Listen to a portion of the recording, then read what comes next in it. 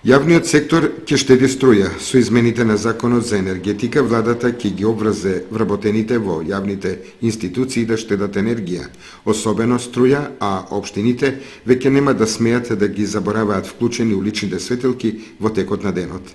Секоја институција ќе треба да назначи лице кое ќе води евиденција во посебен систем за потрошувачка и за управување на енергијата во нејзиниот објект, а општините за потрошувачката на енергија за уличното осветлување.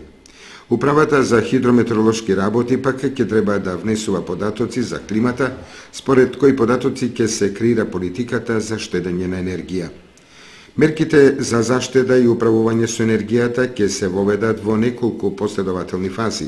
Се работи за повеќе законски решенија и подзаконски акти.